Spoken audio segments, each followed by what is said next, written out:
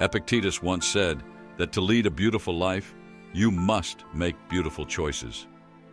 What he's referring to are the habits we form. Our habits define us, day in and day out. We're all a product of the choices we make, especially the small daily ones. I've realized that when I follow the best practices, waking up at the right time, eating healthily, following a routine, staying disciplined with things like screen time, that's when I move forward. But when I abandon those habits, I lose my way. For over a decade, I've been exploring the intersection of ancient philosophy and habits that help us become our best selves. I've discussed these ideas with everyone from NBA athletes to NFL players. In today's video, I'm going to share some powerful habits from the ancient Stoics that you can start integrating into your life. Not tomorrow, not in the future, but right now. Design your life. We know the Stoics were big on routine. Seneca, in particular, said, "Life without design is erratic." So let's talk about some daily practices from the Stoics that anyone can use. Wake up early. Start your day early and spend some time reflecting in a journal. Think about the value you can create for others and the world. Focus on the task at hand. Marcus Aurelius emphasized concentration, reminding us to focus on the present task as if it were the last thing we'll ever do. Approach everything with that level of dedication. Work for the common good.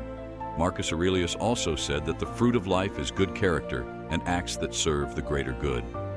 End the day with reflection. Seneca suggested reviewing your day. What could you have done better? How did you improve yourself? What difference did you make?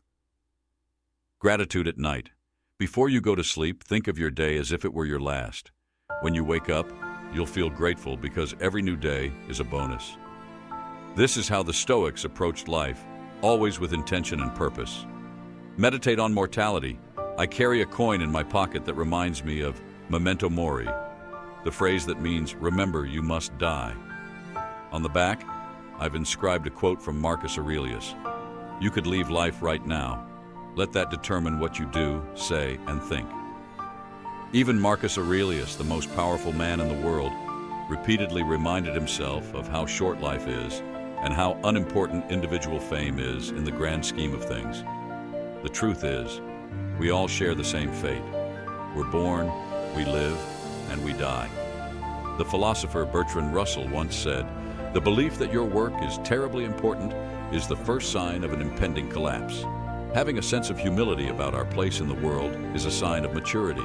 We're all playing the same game of life, and none of us know how long we'll be here. Take wandering walks. One practice I incorporate into my daily routine is taking long walks, and it's something I highly recommend. Whether it's around the block, through a park, or on a beach, the key is to disconnect. I leave my phone behind, I leave my thoughts behind, and I just walk. Nietzsche once said, "Only ideas had when walking have any worth," and Seneca also praised wandering walks as a time for the mind to rest. For me, it's more than just physical exercise. It's a chance to practice gratitude and clear my mind. It's time I spend with my family, time in nature, and time with my thoughts.